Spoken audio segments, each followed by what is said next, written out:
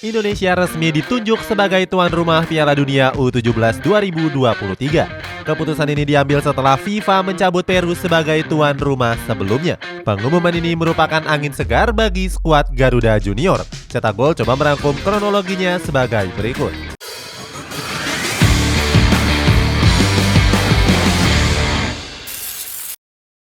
Pertarungan pertama Wonderkid terbaik dunia.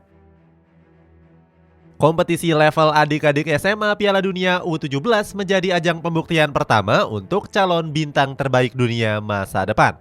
Sejumlah nama besar memulai karirnya dari kompetisi 2 tahunan ini. Mulai dari yang terbaru Phil Foden, Toni Kroos hingga Cesc Fabregas.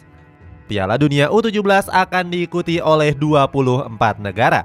Satu negara sudah pasti milik tuan rumah yang sudah ditunjuk oleh FIFA. Selebihnya untuk lolos ke Piala Dunia setiap negara wajib tampil gacor di piala masing-masing konfederasinya. Teruntuk zona Amerika dan Utara yakni CONCACAF, Amerika Selatan CONMEBOL, zona Afrika CAF dan juga Asia AFC mendapatkan hak yang sama. 4 negara yang melaju ke babak semifinal piala masing-masing konfederasi tersebut otomatis lolos ke ajang Piala Dunia 2 tahunan tersebut. Zona CONCACAF diwakili oleh Meksiko, Kanada, Panama, dan Amerika Serikat. Untuk zona CAF diwakili oleh Maroko, Senegal, Mali, sampai dengan Burkina Faso. Di CONMEBOL terdapat negara-negara kuat seperti Argentina, Brazil, Ekuador, hingga Venezuela. Sementara itu 4 wakil dari AFC baru bisa diketahui pada bulan Juli nanti di Piala Asia U17, di mana Thailand adalah tuan rumahnya. Untuk kontingen Eropa, UEFA mendapatkan hak spesial 5 negara terbaik dari Piala Euro U17. Tim yang sudah memastikan lolos adalah Prancis, Jerman, Polandia, dan juga Spanyol. Mereka adalah semifinalis Euro U17 di Hungaria awal bulan lalu. Sementara itu Inggris berkesempatan tampil di Piala Dunia berkat lolos lewat babak playoff walaupun terhenti di perempat final Piala Euro. Di babak tersebut skuad The Three Lions amankan tiket usai menumbangkan Swiss.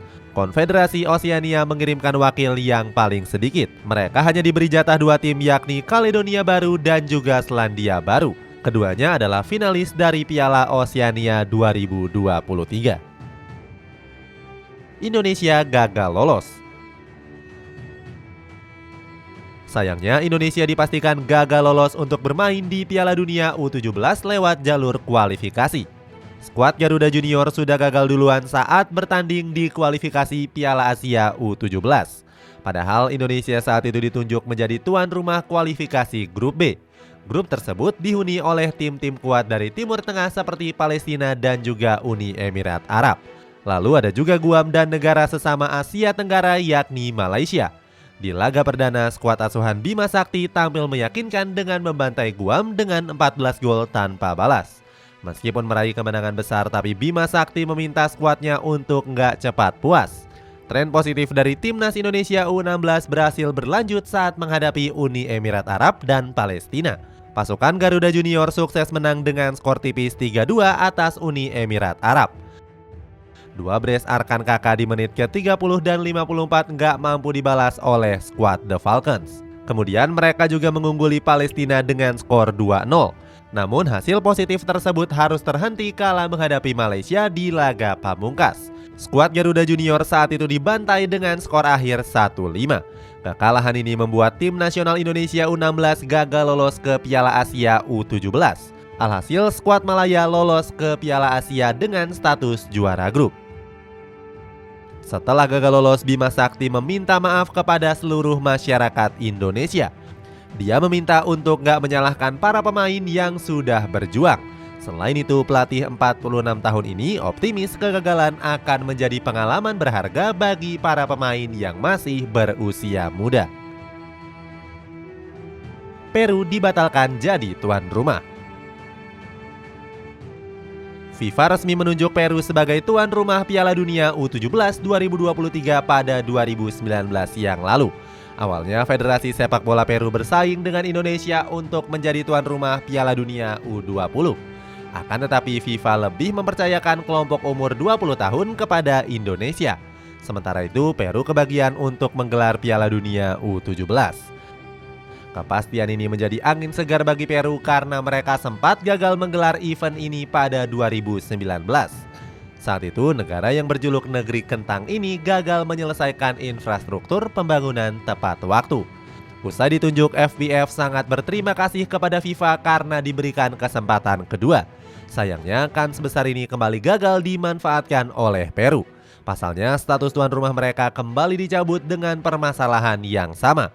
Namun, sebagai informasi, di awal tahun ini Peru diguncang dengan beberapa bencana alam seperti tanah longsor dan juga gempa. Akibatnya, banyak stadion yang awalnya dipersiapkan untuk Piala Dunia mengalami kerusakan. Rencananya, pemerintah Peru ingin memindahkan semua venue ke ibu kota Lima. Namun, hingga batas waktu yang ditentukan, persiapan tersebut nggak selesai-selesai. Meski gagal, FIFA tetap berterima kasih kepada FBF atas dedikasi mereka selama ini. Selain Peru, FIFA juga membatalkan status Indonesia sebagai tuan rumah. Menurut laman resmi, pembatalan ini karena PSSI gagal menjamin keamanan peserta yang datang ke tanah air. Tiba-tiba jadi tuan rumah. Batalnya Peru sebagai tuan rumah Piala Dunia U17 ternyata adalah angin segar untuk Indonesia. Sebagai gantinya, FIFA resmi menunjuk Indonesia untuk menyelenggarakan event tersebut. Kepastian ini diumumkan lewat laman resmi FIFA setelah rapat dewan baru-baru ini. Belum diketahui apa alasan FIFA menunjuk Indonesia sebagai tuan rumah Piala Dunia. Padahal sebelumnya Indonesia gagal sebagai tuan rumah di Piala Dunia U20. Sementara itu untuk Piala Dunia U17 mendatang, skuad Israel sudah dipastikan nggak mengikuti ajang ini karena nggak lolos babak kualifikasi. Artinya semua pihak seharusnya mendukung event Piala Dunia ini. Event 2 tahunan ini rencananya akan digelar pada 10 November hingga 2 Desember mendatang. Di sisi lain, Indonesia terancam gak bisa menggunakan kandang stadion utama Gelora Bung Karno, sebab pegelaran Piala Dunia nantinya akan bentrok dengan konser Coldplay. Kemungkinannya PSSI akan menunjuk Stadion Manahan Solo sebagai venue utama. Stadion ini sebelumnya sudah direnovasi besar-besaran oleh pemerintah setempat untuk menggelar Piala Dunia U20. Selain itu ada Gelora Bung Tomo Surabaya, Sijalak Harupat Kabupaten Bandung, hingga Kapten Iwayam Dipta Gianyar Bali. Sampai video ini diterbitkan belum ada kepastian tentang stadion mana yang akan dipilih. Ambisi besar PSSI. Erick Thohir sangat bersyukur dengan kembalinya Indonesia sebagai tuan rumah Piala Dunia U17. Artinya FIFA masih percaya dengan pemerintah tanah air beserta federasinya. Kesempatan ini pun bakal dimanfaatkannya dengan sebaik mungkin. Dia berjanji akan membayar kegagalan yang terjadi pada Piala Dunia U20 yang lalu. Ketua PSSI itu juga mengungkapkan alasan penunjukan Indonesia. Salah satu faktornya yaitu keberhasilan Indonesia dalam menggelar FIFA Matchday beberapa waktu yang lalu. Seperti diketahui, skuad Garuda baru saja menggelar laga uji coba menghadapi Palestina dan Argentina. Pertandingan yang dilangsungkan di Surabaya dan Jakarta itu terjual habis dalam waktu singkat. Erick Thohir juga berkaca dengan kesiapan Indonesia. Menurutnya, semua sarana dan fasilitas yang ada di Indonesia sudah banyak yang sesuai dengan standar FIFA. Kesuksesan ini juga mendapatkan komentar dari koordinator Save Our Soccer yakni Akmal Marhali. Dia memprediksi Indonesia nantinya akan turun dengan skuad dari program Garuda Select. Alasannya, tim itu sudah melakukan latihan dengan program panjang di Eropa. Pemain-pemain itu diisi oleh calon bintang masa depan tim nasional Indonesia seperti Nabil Asyura dan juga Muhammad Hanif Ramdan. Untuk pelatih, Akmal memperkirakan ada Dennis Wise yang merupakan manajer dari Garuda Select. Di sisi lain, keberhasilan ini juga mendapatkan respon dari para pemain senior timnas Indonesia. Mulai dari Mark Locke sampai dengan kapten tim nasional senior Garuda yakni Asnawi Mangkualam. Keduanya memberikan komentar dengan emoji love untuk merayakan ditunjuknya Indonesia sebagai tuan rumah. Itulah ulasan kronologi Indonesia menjadi tuan rumah di Piala Dunia U17. Apakah Indonesia mampu meraih prestasi di Piala Dunia kali ini? Coba tulis pendapatmu di kolom komentar di bawah ini.